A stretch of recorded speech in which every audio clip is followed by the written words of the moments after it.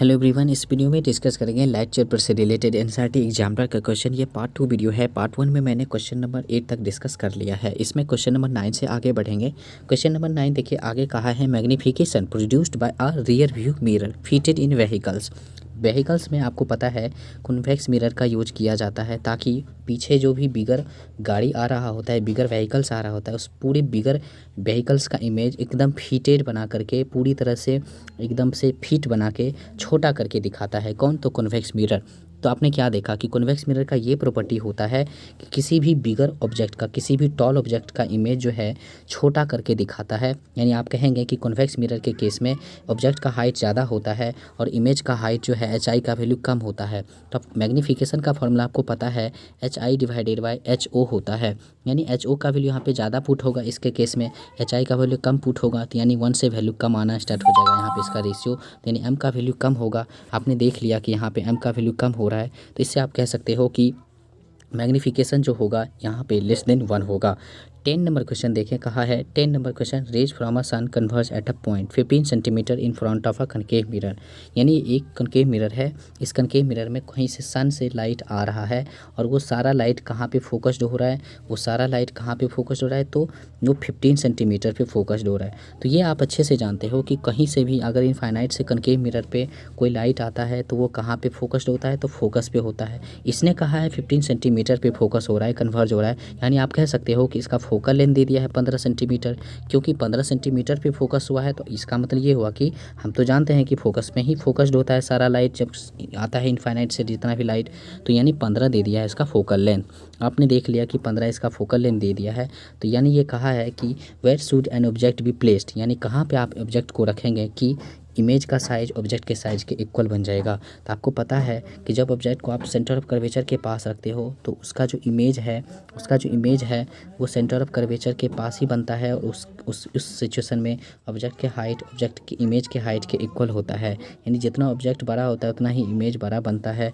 तो ये चीज़ें आपने कहाँ देखा, सी के पास जो है रखने पे, यानी ये सी के पास कितना वैल्यू हो जाएगा। तो एफ़ का वैल्यू जब यहाँ पे 15 दिया था तो सी का वैल्यू जो है, सी का वैल्यू यहाँ पे लेंथ हो जाएगा 30 सेंटीमीटर। तो यानी ये 30 सेंटीमीटर पे जब आप रखोगे ऑब्जेक्ट को इस कॉनकेव मिरर के आगे, तो इस सिचुएशन में ऑब्जेक्ट का हाइट इमेज के हाइट के इक्वल बन जाएगा। तो आंसर यहाँ पे बी हो जाएगा।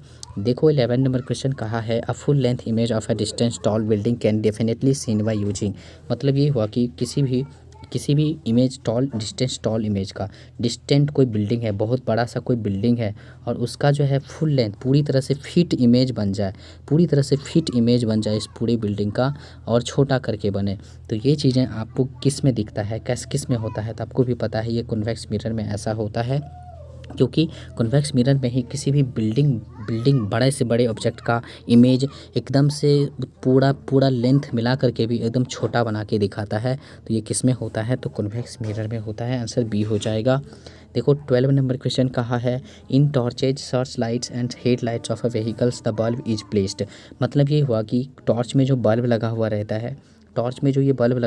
है, इस बल्ब को कहाँ पे फिट किया जाता है, तो ये चीज़ें पूछा है। तो वो फोकस पे, अगर इस बल्ब को आप फोकस पे इस मिरर के एक जो फोकस होगा, ये यहाँ जो मिरर लगा हुआ रहता है उस मिरर का जो फोकस होगा, उस फोकस के पास अगर आप इस बल्ब को रखोगे तो इससे लाइट जो है पैरेलल बन के निकलेगा। तो ये चीज़ें हैं। इसका आंसर जो होगा very near the focus of the reflector. मतलब ये हुआ कि वहाँ पे जो रिफ्लेक्टर लगा हुआ रहता है, जो मिरर लगा हुआ रहता है, उसका जो फोकस होगा वहाँ पे आप उस बल्ब को रखो तो वहाँ से जो लाइट निकलेगा रिफ्लेक्ट करेगा। यानी ये कह सकते हो कि पैरेलल बन के निकलता है ताकि दूर तक जा सकता है, उससे जो लाइट निकलेगा बहुत दूर तक जा सकता है, इसीलिए वहाँ पे बल्ब फोकस पे रखेंगे। आंसर यहाँ पे बी नंबर हो जाएगा। देखो 13 नंबर क्वेश्चन कहा है 13 number the laws of reflection hold good for. यानी यहाँ पे देख सकते हो कि यहाँ पे लॉज ऑफ रिफ्लेक्शन किस में गुड होता है, प्लेन मिरर में ओनली, कॉनकेव मिरर में ओनली, कन्वेक्स मिरर में ओनली तो किसी में भी नहीं होगा। क्योंकि ऐसा ज़रूरी नहीं है कि सिर्फ प्लेन मिरर में ही ऐसा होता है गुड, कॉनकेव मिरर में ऐसा नहीं है। सभी पॉलिश सरफेस, यहाँ तक कि रफ सरफेस पे ही लॉज ऑफ रिफ्लेक्शन हो जाता है। इसलिए यहाँ पे बोलेंगे all mirrors irrespective of their shape. यानी इन्हें कह सकते हो कि यहाँ पे ऑल मिरर्स के लिए ये एप्लीकेबल होगा, यानी ऑल मिरर्स के लिए गुड होगा। 14 नंबर क्वेश्चन देखो, कहा है 14 नंबर में द पाथ ऑफ रे light coming from air passing through the rectangular glass slab traced by a 4 students are shown as a ABCD in figure 10.5। यहाँ पे देख लो which of the following sorry which one of the them is correct. मतलब ये हुआ कि 4 student यहाँ पे 4 student जो है यहाँ पे रेक्टेंगुलर ग्लास स्लैब से लाइट को पास करवाया है। A student, B student, C student, D student. अब देखो किस स्टूडेंट का यहाँ पे सही डायग्राम है। तो देख सकते हो रेक्टेंगुलर ग्लास स्लैब में ये ए स्टूडेंट जो करवाया, तो ये जो किया है, तो ये जो है इसका सीधा जा रहा है, तो ये कि गलत है, जो कि ऐसा नहीं हो सकता है क्योंकि यहाँ पे रिफ्रैक्शन होता है, क्योंकि ये रेयर मीडियम है एयर, ये glass rectangular glass slab denser medium है। तो आप कह सकते हो कि ये तो रेयर मीडियम से जब डेंसर मीडियम लाइट पास करेगा तो जाहिर सी बात है कि नॉर्मल की तरफ थोड़ा सा मुड़ेगा। तो यहाँ पे देखो जब लाइट यहाँ पे एयर से मतलब रेयर मीडियम से जब लाइट डेंसर मीडियम आया है, तो देख लो यहाँ पे नॉर्मल बनाओगे तो ये नॉर्मल की तरफ मुड़ा है। फिर क्या हुआ है, डेंसर मीडियम से जब रेयर मीडियम में आना स्टार्ट हुआ तो देखो यहाँ पे नॉर्मल बनाओगे तो फिर नॉर्मल से दूर चला गया। तो ये डायग्राम सही है, बाकी आप देख लो गलत है, यानी बी नंबर इसका आंसर हो जाएगा। यानी कहने का मतलब ये हुआ कि यहाँ पे आंसर बी हो जाएगा यहाँ पे। अब क्वेश्चन नंबर 15 पे चलते हैं। क्वेश्चन नंबर 15 कहा है you are given water, mustard oil, glycerine and Crocin. यानी आपने लिया है वाटर, मस्टर्ड ऑयल लिया है, ग्लिसरीन लिया है, क्रोसिन लिया है। ये चारों मीडियम है जिससे लाइट आर पार होता है। In which of these media a ray of light incident obliquely at the same angle would bend the most. मतलब ये हुआ कि आपके पास यहाँ पे वाटर भी मीडियम है, मस्टर्ड ऑयल मीडियम है और ग्लिसरीन मीडियम है, उसके बाद क्रोसिन ऑयल मीडियम है। इन सारे मीडियम में आपको ये देखना है कि आपने क्या करना है कि इस पे लाइट जो है सभी में सेम ही एंगल पे इंसिडेंट करवाना है। सभी मीडियम में, चारों मीडियम में सभी एंगल जो है इंसिडेंट का सेम होगा। तो सबसे ज़्यादा बेंड कौन करेगा, सबसे ज़्यादा लाइट किस में मुड़ जाएगा। तो आपको पता है जो सबसे ज़्यादा डेंसर मीडियम होगा वो सबसे ज़्यादा बेंड करेगा लाइट को। तो इसमें सबसे ज़्यादा ये कह सकते हो आपने क्या कहा, जो ज़्यादा डेंसर होगा, ज़्यादा डेंसर वही होगा मीडियम जिसका रिफ्रैक्टिव इंडेक्स ज़्यादा होगा। तो रिफ्रैक्टिव इंडेक्स जिसका ज़्यादा होता है उसमें ये कहते हो कि उसका मीडियम ज़्यादा डेंसर है। जिसका मीडियम ज़्यादा डेंसर होगा उसमें लाइट ज़्यादा बेंड करेगा। तो ग्लिसरीन का रिफ्रैक्टिव इंडेक्स इन सभी तीनों से ज़्यादा होता है रिफ्रैक्टिव इंडेक्स। तो इसमें कह सकते हो इसमें सबसे ज़्यादा लाइट नॉर्मल की तरफ बेंड करेगा। तो इसका आंसर ग्लिसरीन हो जाएगा, क्योंकि ग्लिसरीन का जो होता है ये रिफ्रैक्टिव इंडेक्स जो होता है इसका ग्लिसरीन का 1.47 होता है। लेकिन बाकी का होता है जैसे कि वाटर का 1.33 होता है, यहाँ पे वाटर का, मस्टर्ड ऑयल का होता है 1.44 और यहाँ पे ग्लिसरीन का मैंने बताया, और केरोसिन ऑयल का होता है 1.46 के अप्रॉक्स होता है। लेकिन ग्लिसरीन का सबसे ज़्यादा रिफ्रैक्टिव इंडेक्स होता है, सबसे ज़्यादा ग्लिसरीन का। तो जिसका रिफ्रैक्टिव इंडेक्स जितना ज़्यादा होगा यानी कह सकते हो कि वो उतना ज़्यादा ऑप्टिकली डेंसर है। जो जितना ज़्यादा ऑप्टिकली डेंसर है इसमें ये कह सकते हो कि उसमें ज़्यादा लाइट ज़्यादा बेंड करेगा, क्योंकि उसमें लाइट की वेलोसिटी कम हो जाती है। क्यों? क्योंकि वो लाइट बेंड कर जाती है। तो आंसर इसका क्या हो जाएगा, ग्लिसरीन आंसर होगा। 16 नंबर क्वेश्चन पे चलते हैं। क्वेश्चन नंबर 16 देखो कहा है which of the following ray diagrams is correct for the ray of light incident on a concave mirror as shown in the figure 10.6। इस 10.6 फिगर में आपको देख रहे हो कहा है कोई कॉनकेव मिरर पे प्रिंसिपल एक्सिस के पैरेलल ये इंसिडेंट करवाया है।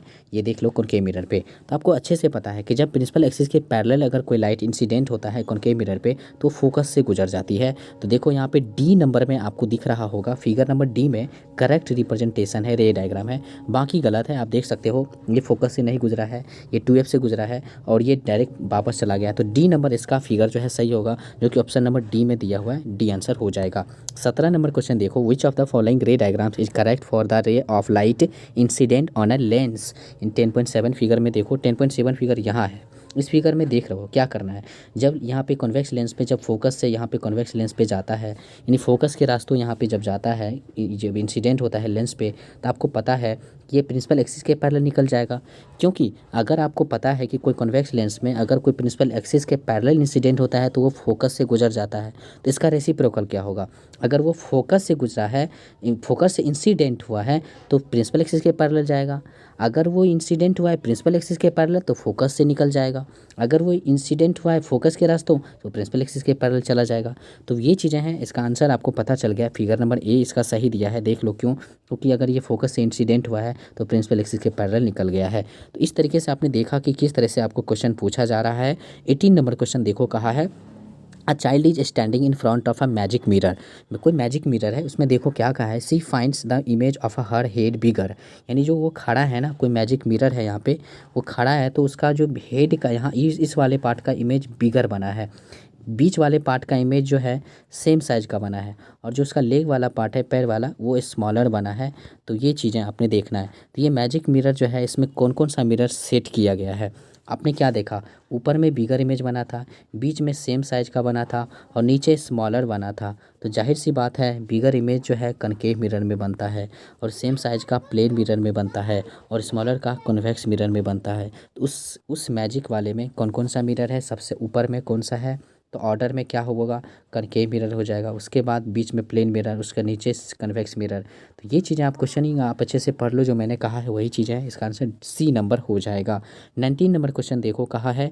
19 नंबर क्वेश्चन में आप देख सकते हो, in which of the following the image of an object placed at infinite will be highly diminished and point size. यानी इनमें से किस ऑप्शन में आपको बताना है, किस में कि जो है किसी भी ऑब्जेक्ट का जो इमेज है जब इनफाइनाइट से अगर वो ऑब्जेक्ट इनफाइनाइट पे रखा हुआ है तो उसका इमेज जो है पॉइंट साइज बनता है, पॉइंट साइज बनता है। तो वो चीज़ें आपने देखना है। ये कॉन्वेक्स मिरर में भी ऐसा होता है। आपको ये भी पता है कि कॉनकेव मिरर में भी ऐसा होता है, जब इनफाइनाइट से उस कोई लाइट से आता है तो फोकस पे बनता है, पॉइंट साइज का बनता है। उसके बाद आपको पता है कॉन्वेक्स लेंस में भी ऐसा होता है कि फोकस पे ये इमेज बनता है। और कॉनकेव लेंस में भी ऐसा होता है कि जब वो डाइवर्ज करता है तो फोकस के रास्तों डाइवर्ज करता है, लेकिन इधर इमेजिनरी फोकस पे ही इमेज बनता है। तो सारे चीज़ों में जो है इनफाइनाइट से जितना भी लाइट आएगा वो सारा ही लाइट फोकस पे फोकस्ड हो जाती है, चाहे वो इमेजिनरी रूप में चाहे वो रियल रूप में। तो इसलिए आंसर इसका ऑल हो जाएगा, concave mirror, convex mirror, concave lens और convex lens. Thank you so much video देखने के लिए।